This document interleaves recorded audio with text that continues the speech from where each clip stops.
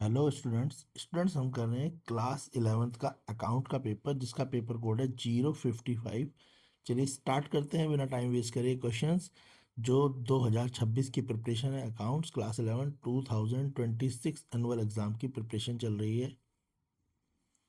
Question first आपको दे रखा है अकाउंटिंग स्टार्ट फ्रॉम। बोला है कि अकाउंटिंग कहाँ से स्टार्ट होती है, तो क्वेश्चन में पूछा है भाई अकाउंटिंग को स्टार्ट कहाँ से करा जाता है। तो आपको पता ही है कि अकाउंटिंग कहाँ से स्टार्ट होती है, तो इसका फर्स्ट आंसर है where book keeping is end. Option B इसका करेक्ट आंसर है। अकाउंटिंग स्टार्ट होती है जहाँ से बुक कीपिंग का एंड होता है। नेक्स्ट क्वेश्चन है everything a firm owes it is owes out to somebody this explain by which concept. तो किस कॉन्सेप्ट के द्वारा जो भी चीज़ें ओज होती हैं वो किस कॉन्सेप्ट में आती है, तो इसका आंसर है ऑप्शन ए ड्यूअल कॉन्सेप्ट है ये। नेक्स्ट है Shri Ram college of commerce is the example of. तो Shri Ram college of commerce किस चीज़ का, इनमें से कौन से अकाउंट का एग्जाम्पल है। तो आपको पता होगा रियल अकाउंट कौन सा होता है, पर्सनल कौन सा होता है। तो जो श्री राम कॉलेज जो है ये आपका एग्जाम्पल है बेटा, ये आपका आर्टिफिशियल पर्सनल अकाउंट। तो ऑप्शन बी इसका करेक्ट आंसर है Shri Ram college of commerce. ये आर्टिफिशियल और पर्सनल अकाउंट है। ठीक है, श्री राम नाम को रिप्रेजेंट कर रहा है मगर ये artificial personal account. Next question है which of the following are the advantage of petty cash book. तो आपको पता होना चाहिए पेटी कैश बुक क्या होती है। वो कैश बुक जिसमें हम छोटे छोटे एक्सपेंसेस को रिकॉर्ड करते हैं और उसके बाद क्या करते हैं, जब वो ज़्यादा अमाउंट हो जाता है तो उस अमाउंट को कंपनी से क्या करवाते हैं, पास करवा लेते हैं। तो बोला है कि जो पेटी कैश बुक है उसका एडवांटेज क्या है। तो बेटा पेटी कैश बुक का एडवांटेज है कि वो करती है सेव टाइम को ऑफ मेन कैशियर यानी फर्स्ट वाला, और दूसरा क्या काम करती है वो, दूसरा वो हेल्प करती है कंट्रोलिंग द पेटी एक्सपेंसिव। तो ऑप्शन एक करेक्ट आंसर है इसका, ये थर्ड का और वाला ऑप्शन है बोथ फर्स्ट एंड सेकंड। ठीक है, option A both first and second. Question fourth में बोला है which of the following will be result effect of the transaction of commission received in advance in accounting equation. इसमें बोला है इनमें से कौन सा जो है उसका रिजल्ट पड़ेगा, जो है दिखाई देगा commission receive in advance account में। तो अगर देखा जाए कि हमारे को कमीशन एडवांस में मिलेगी तो उसका अकाउंटिंग इक्वेशन में क्या फ़र्क पड़ेगा। तो जब भी हमारे को कोई चीज़ एडवांस में मिलती है तो हमारी क्या होती है, एसेट भी इंक्रीज होती है। ठीक है, क्लियर है इतनी बात। कोई चीज़ अगर हमें एडवांस में मिल रही है तो हमारी उससे क्या हो रही है, हमारी एक एसेट इंक्रीज हो रही है और उसके साथ लाइबिलिटी भी इंक्रीज हो रही है। ऑप्शन बी इसका करेक्ट आंसर है अकाउंटिंग इक्वेशन का। तो एक चीज़ एसेट की तरफ जाएगी और एक तरफ लाइबिलिटी की तरफ जाएगी, दोनों चीज़ें क्या होंगी, इंक्रीज होंगी। नेक्स्ट है ये न्यूमेरिकल क्वेश्चन है। ठीक है, इसका नेक्स्ट और वाला कर लेते हैं पहले। तो और वाला क्वेश्चन कौन सा है इसका, क्वेश्चन फिफ्थ है ये। ठीक है, तो देख लेते हैं इसको फटाफट से बेटा, और वाला जो इसका क्वेश्चन है। नेक्स्ट क्वेश्चन है पूछा आपसे voucher is kept for evidence according to. Voucher जो है हमारे को जो है रखा जाता है किस एविडेंस के लिए रखा जाता है। तो voucher is kept for evidence according to objective concept. तो इसका आंसर है ऑप्शन डी। वाउचर को किस लिए रखा जाता है, ऑब्जेक्टिव कॉन्सेप्ट से रिलेट करता है। नेक्स्ट क्वेश्चन नाइन्थ है असर्शन रीजन का। बोला suspense account is an account in which the amount of difference in the trial balance is place temporary. जो सस्पेंस अकाउंट होता है वो क्या होता है, उसमें जो ट्रायल बैलेंस का डिफरेंस होता है वो टेम्परेरी जो है उसको बैलेंस करने के लिए सस्पेंस अकाउंट बनाया जाता है। अगर ट्रायल बैलेंस मैच नहीं कर रहा तो क्या बनाते हैं, सस्पेंस अकाउंट बनाते हैं ताकि थोड़े समय के लिए ट्रायल बैलेंस मैच कर जाए। फिर जैसे जैसे रेक्टिफिकेशन होती जाएगी तो हम उनके जो रियल अकाउंट है उनको प्लेस कर देंगे। Next suspense account is open to avoid any delay in the preparation of final account. और दूसरा ये बोला क्या सस्पेंस अकाउंट को इसलिए ओपन करा जाता है कि वो जो फाइनल अकाउंट की कोई डिले हो उसको वो एंड कर सके। तो क्वेश्चन जो है इसमें असर्शन भी सही है कि सस्पेंस अकाउंट जो है टेम्परेरी बनाया जाता है ट्रायल बैलेंस के डिफरेंस के लिए को सॉल्व करने के लिए, और सस्पेंस अकाउंट जो होता है वो फाइनल अकाउंट की डिले को रोकता है। तो ए ऑप्शन ए इसका करेक्ट होगा, असर्शन भी ठीक होगा, रीज़न भी ठीक होगा, एक्सप्लेनेशन भी ठीक होगी, करेक्ट है। नेक्स्ट क्वेश्चन देख लेंगे, क्वेश्चन 11 देख लेते हैं पहले। थ्योरी के क्वेश्चन है, फिर कराएंगे हम आगे के क्वेश्चन। नेक्स्ट है what is the journal entry pass for inter state purchase of goods on which GST is, ठीक है, लिवाइड। तो बोला है कि कौन सी जर्नल एंट्री पास होगी जब इंटर स्टेट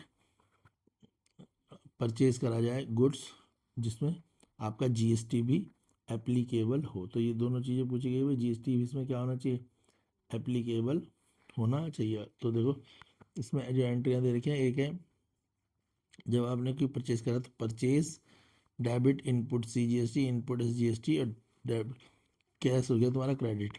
दूसरी में purchase account debit input IGST debit और कैश। तो इसकी बी ऑप्शन करेक्ट होगा क्योंकि इसमें आईजीएसटी लगेगा एक परचेज, तो ऑप्शन बी इसका करेक्ट आंसर है। क्लियर है। नेक्स्ट क्वेश्चन देख लेते हैं। ठीक है, बोला नेक्स्ट क्वेश्चन में return of goods amounting by ₹2500 by mister Sohan as a customer was entered into purchase return book while rectifying the error Sohan account will be।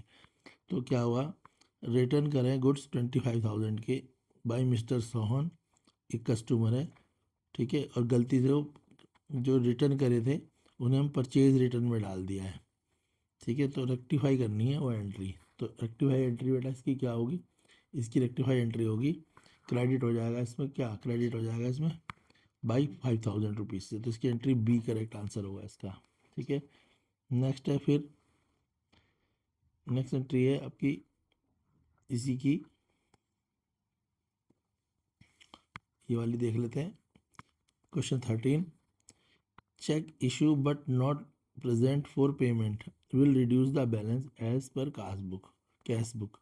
जो चेक इशू करें अभी तक उन्हें प्रेजेंट नहीं करा है फॉर पेमेंट और will reduce the balance as per passbook के। और दूसरा है the statement cheque deposit into the bank but not yet collected will result in increasing the bank balance of cash book. जो cheque deposit करे हैं bank में मगर उन्हें अभी तक क्या हुआ, उनको कलेक्ट नहीं करा गया है, जिसके कारण जो है हमारा बैंक बैलेंस क्या हो रहा है, इंक्रीज हो रहा है, किसका, कैश बुक का। तो इसमें दो स्टेटमेंट दिए और बोला गया है, तो इसमें ओनली स्टेटमेंट 2 करेक्ट होगी। फर्स्ट चेक इशू करें बट नॉट प्रेजेंट, चेक तो दे दिए, ठीक है, but not present for payment will reduce the balance as per passbook. तो यानी अभी चेक इशू ही करें और वो चेक अभी बैंक में क्या हुए हैं, बैंक में सबमिट नहीं हुए, यानी बैंक ने उसका अमाउंट जो है डेबिट या क्रेडिट कुछ भी नहीं करा है, ठीक है। तो वहाँ पर सिंपल सी बात है, जब चेक इशू करते हैं तो बैंक का बैलेंस क्या होता है, हमारा इंक्रीज होना चाहिए यानी क्रेडिट होना चाहिए, पर वो होएगा नहीं क्योंकि अभी प्रेजेंट नहीं हुए। मगर चेक डिपॉजिट कर दिए बैंक में और वो कलेक्ट नहीं हुए तो हमारा बैंक बैलेंस क्या होगा, कैश बुक का इंक्रीज हो जाएगा। इसलिए स्टेटमेंट ट्रू होगी, ऑप्शन बी ओनली स्टेटमेंट। तो ऑप्शन बी इसका करेक्ट आंसर है। Next question 14 capital receipt arise from. तो जो कैपिटल रिसिप्ट होती है वो कहाँ से मिलती है, कहाँ से अराइज होती है, तो नॉन रिकरिंग ट्रांजेक्शन है। तो capital receipt arise from non recurring transaction, याद रखना। तो वो क्या है, नॉन रिकरिंग ट्रांजेक्शन। समझ आ रहा है, क्लियर हो गया आपको। नेक्स्ट है बेटा आपका assets sold on credit will be recorded at. अगर हम एसेट्स को क्रेडिट में सोल्ड करते हैं, बेचते हैं, तो उसे हम कहाँ रिकॉर्ड करेंगे, ठीक है, तो उसे हम जर्नल प्रॉपर में रिकॉर्ड करेंगे। Assets sold on credit will be recorded at, ठीक है, जर्नल प्रॉपर सेल, ठीक है ना, क्लियर हो गया। अच्छा क्रेडिट में कर रहे हैं तो उसे जर्नल प्रॉपर में रिकॉर्ड करेंगे। नेक्स्ट है आपका 17 क्वेश्चन, ठीक है, देखो ये बोला है अमोर्टाइज का मतलब क्या होता है। क्वेश्चन 18 में बोला भाई अमोर्टाइज का मतलब क्या होता है, तो अमोर्टाइज का मतलब होता है वो एसेट जो अब क्या हो चुके हैं, आउटडेटेड हो चुके हैं, जिनका अब कोई खास यूज़ नहीं है, उन्हें अमोर्टाइज एसेट कहते हैं। तो इसका आंसर हो जाएगा इंटेंजेबल, ठीक है। तो क्वेश्चन 18 अमोर्टाइज किसके लिए बोला जाएगा, इंटेंजेबल के लिए बोला जाएगा। क्वेश्चन नंबर 19 है depreciation specified in the adjustment to show on debit side of the trade account and asset side by the deduction it's from fixed asset। और रीजन है depreciation is the indirect and non cash expense which leads to decrease in the value of asset। तो इसमें assertion और reason दिया हुआ है। तो assertion जो है इसका बेटा वो भी आपका फॉल्स है, रीजन भी फॉल्स है, जिसके कारण ऑप्शन डी इसका करेक्ट आंसर होगा। नेक्स्ट है which of the following transaction will be result in the higher balance in the bank column of cash book in comparison to passbook. Transaction दी हुई है और बोला है कि किस जो ट्रांजेक्शन है उनका रिजल्ट क्या होगा। तो बेटा रिजल्ट आपके सामने, रिजल्ट होगा इसका chequebook paid into the bank for collection but not yet corrected. Option D इसका करेक्ट आंसर है। अब हम करेंगे नेक्स्ट क्वेश्चन, ये सब हम कर चुके हैं सारे। अब हम कुछ बड़े क्वेश्चंस करेंगे जो ज़्यादा मार्क्स के आते हैं एग्जाम में। तो पहले हम ये क्वेश्चन कर लेते हैं, ठीक है। 4 मार्क्स का क्वेश्चन है। वीर स्टार्टेड बिजनेस ऑन 1 अप्रैल। वीर ने एक बिजनेस स्टार्ट करा है 1 अप्रैल 2023 को, जिसकी कैपिटल है उसकी 30 lakh rupees. On 31 March 2024 his total assets were ₹40 lakh. और 31 मार्च 2024 को उसकी टोटल एसेट्स जो थी वो 40 लाख थी। एंड क्रेडिटर जो थे 7 लाख के थे। ही withdrawal ₹10,000 per month up to 30 जून 2023। उसने जो विड्रॉल करा है, ड्राइंग करी है 10,000 की, 30 जून तक करी है, यानी अप्रैल मई जून 3 महीने की उसने ड्राइंग करी है पहले। एंड देर आफ्टर फिर उसने 15,000 रुपये 15,000 की दोबारा से ड्राइंग करी है 31 मार्च 2024 तक, यानी 3 मंथ पहले और बचे हुए 9 मंथ बाद में। तो एक बार उसने ड्राइंग करी है 10,000 के हिसाब से 3 महीने की 30,000, और एक बार 15,000 के हिसाब से 9 महीने की करी है, ठीक है। During the year he sold his personal investment ₹1,80,000। इस सब काम के समय पर उसने 1,80,000 रुपये की कोई उसकी इन्वेस्टमेंट थी, कुछ भी होगा उसके पास, गोल्ड वगैरह होगा या कुछ और हो सकता है, कोई गाड़ी हो, उसे उसने सेल करा 5% लॉस में, और जो पैसा आया उसे उसने बिजनेस में ही लगा दिया। कैलकुलेट करना है the profit made by loss include during the year 31 March 2024 using statement of affair method. Statement of affair method आपको पता है ये सिंगल एंट्री मेथड होता है, जो जनरली छोटे लोग यानी छोटे बिजनेसमैन करते हैं, यानी इनके कंप्लीट रिकॉर्ड होता है। चलिए स्टार्ट करते हैं, क्वेश्चन कैसे होगा देख लेते हैं फटाफट से क्वेश्चन को। तो देखेंगे क्वेश्चन में देखो, तो पहले क्या है, जो कैपिटल है वो कितनी है। तो सबसे पहले हम क्लोजिंग कैपिटल निकालेंगे। तो क्लोजिंग कैपिटल बेटा हमारे को क्वेश्चन में कितने कैसे निकलेगी। तो क्लोजिंग कैपिटल देखो कैसे निकलती है। तो क्लोजिंग कैपिटल जो होती है कैसे निकलेगी, टोटल कैपिटल माइनस क्रेडिटर। जो भी टोटल कैपिटल क्वेश्चन में दी हुई है, क्वेश्चन में टोटल कैपिटल कितनी दी थी, क्वेश्चन में टोटल कैपिटल दी थी 40 लाख रुपीज़। ये देखो 40 लाख रुपीज़ लिखा हुआ है ना, 40 लाख रुपीज़। तो टोटल कैपिटल कितनी है 40 लाख रुपीज़। उसमें से क्रेडिटर कितने थे, यहाँ पे लिखा हुआ है कि जो क्रेडिटर थे भाई वो कितने के हैं, क्रेडिटर देखो 7 लाख के, ये लिखा हुआ है क्रेडिटर कितने के हैं बेटा 7 लाख रुपीज़ लिखा है ना भाई। टोटल कैपिटल 40 लाख और 7 लाख के क्या है क्रेडिटर। तो पहले हम क्लोजिंग कैपिटल निकालेंगे। क्लोजिंग कैपिटल होगी टोटल कैपिटल माइनस क्रेडिटर। तो 40 लाख में से 7 लाख सब्ट्रैक्ट करा तो आपकी क्लोजिंग कैपिटल आ गई 33 लाख रुपीज़। इसके बाद निकालेंगे हम टोटल ड्राइंग। टोटल ड्राइंग क्या है, देखो टोटल ड्राइंग को 2 बार का दिया हुआ है। एक बार उसने ड्राइंग क्या करी है भाई, यहाँ साफ लिखा है विड्रॉल करें 10,000 रुपीज़, है ना, कब 30 जून 2023 तक, और उसके बाद करें 15,000 रुपये 31 मार्च 2024 तक। तो 10,000 रुपये 3 महीने, और एक साल में 12 महीने होते हैं, बाकी के 9 महीने उसने 15,000 करे हैं। तो फिर हमने क्या निकाला बेटा टोटल ड्राइंग, अप्रैल से जून की 10,000 इंटू 3 30,000 रुपये हो गई, जुलाई से मार्च तक की कितनी हो गई 15,000 इंटू 9 1,35,000 रुपये। तो हमारे पास बेटा टोटल जो ड्राइंग आई कितनी आई 30,000 और 1,35,000, टोटल ड्राइंग आ गई 1,65,000 रुपये। क्लियर है। उसके बाद एक एडिशनल कैपिटल उसने इंट्रोड्यूस कराई, पर कैसे कराई यहाँ लिखा है 1,80,000 रुपये की उसने अपनी कोई चीज़ बेची और उसमें उसमें 5% का लॉस हो, यानी 1,80,000 रुपये की कैपिटल इंट्रोड्यूस नहीं कराई है। 1,80,000 में से 5% निकाल के माइनस कर दो, जो बचा हुआ पैसा है उतने पैसे उसने बिजनेस में आगे से दोबारा लगाए थे। तो देखो एडिशनल कैपिटल निकाल लेंगे हम, कैसे निकलेगी भाई 1,80,000 का 5% कितना होगा 9,000 रुपीज़। ये तो आपको वैसे भी पता होगा, यहाँ 1,80,000 लिखो, 5 × 100 करो, 2 जीरो से 2 जीरो काटो, तो 1,800, 5 जा कितना होता है 9,000। तो यानी 9,000 रुपीज़ का, तो आपको बात समझ आ गई बेटा 9,000 रुपीज़ कहाँ से आया। ठीक है, अब 9,000 रुपीज़ जो हुए उसको कम मिले, तो यानी 1,80,000 का सामान में से 9,000 कमा, तो 1,71,000 रुपये 1,71,000 रुपीज़ क्या करी उसने, एडिशनल कैपिटल को क्या करा इंट्रोड्यूस कराया। क्लियर है। अब निकालेंगे profit and loss during 31 March 2024, जो उसने निकालने को बोला था कि आप प्रॉफिट एंड लॉस निकाल के दिखा दो भैया 31 मार्च 2024 तक का। तो वो कैसे निकलता है, इसका फॉर्मूला याद कर लेना है, closing capital plus total drawing. जो भी क्लोजिंग कैपिटल होती है उसके साथ टोटल ड्राइंग को ऐड कर देते हैं, minus opening capital plus additional capital. और कोई ओपनिंग कैपिटल है और एडिशनल कैपिटल है तो उसको ऐड कर देंगे। पहले तो क्या करेंगे, क्लोजिंग कैपिटल और टोटल ड्राइंग को ऐड करेंगे, और सब्ट्रैक्ट क्या करेंगे, ओपनिंग कैपिटल और एडिशनल कैपिटल को। अगर एडिशनल कैपिटल नहीं है तो उसकी जगह जीरो लगा देंगे। क्लियर हो गया, कोई ड्राइंग नहीं है तो उसकी जगह भी आप जीरो लगा सकते हैं। तो क्लोजिंग कैपिटल आपकी 33 लाख थी, ड्राइंग कितनी थी 1,65,000, तो दोनों को जोड़ा तो 34,065 34,65,000 आ गया। और यहाँ पे ओपनिंग कैपिटल एडिशनल कैपिटल को जोड़ेंगे तो 31,71,000 आ गया।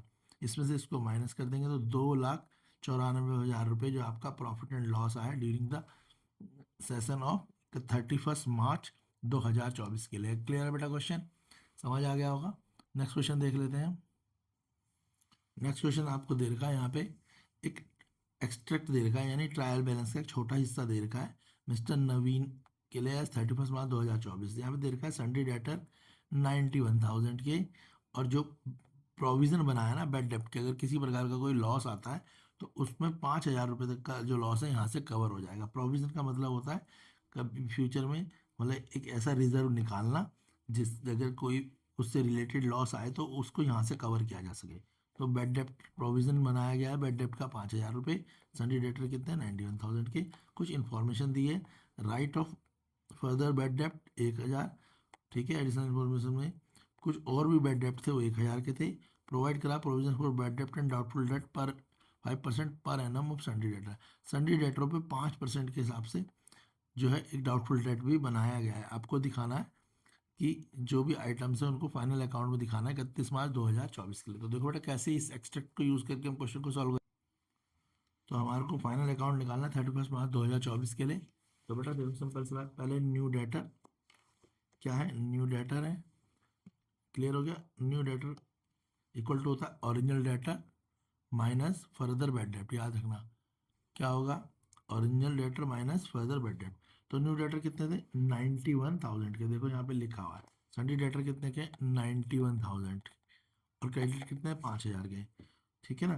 तो पहले न्यू डेटर कितने 91,000 के, और एक फर्दर बैड डेप्ट है। बैड डेप्ट कितने का लगा हुआ है उसमें लिखा है, देखो 1,000 रुपये का बैड डेप्ट है।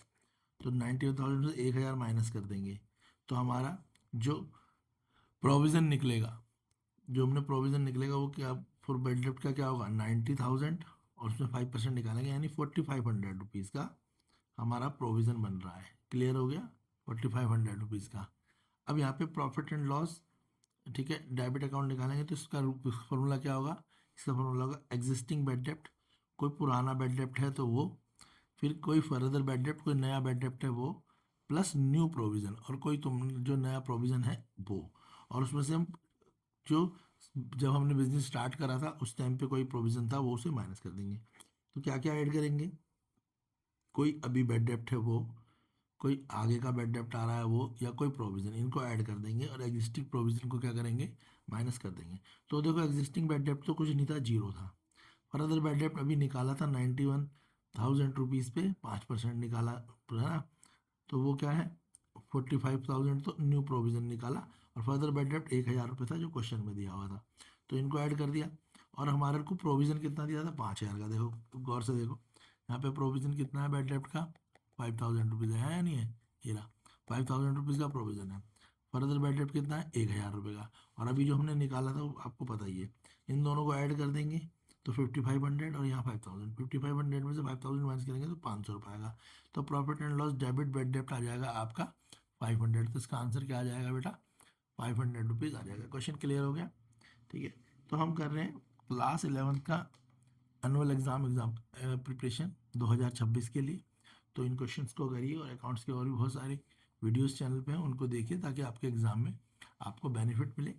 अगर वीडियो लाइक आपको पसंद आई और लाइक शेयर करें ताकि जो इसके और सेक्शन के क्वेश्चंस हैं वो भी आपको कराए जाए। अभी जनरली थ्योरी के कुछ लॉन्ग क्वेश्चन कराए गए हैं, बाकी depreciation, final account, rectification of error, reserve और प्रोविज़न, उसके भी कुछ क्वेश्चन हैं वो भी आपको जल्दी ही कराए जाएंगे। बाकी आप वीडियो को सपोर्ट करिए, चैनल को लाइक करिए।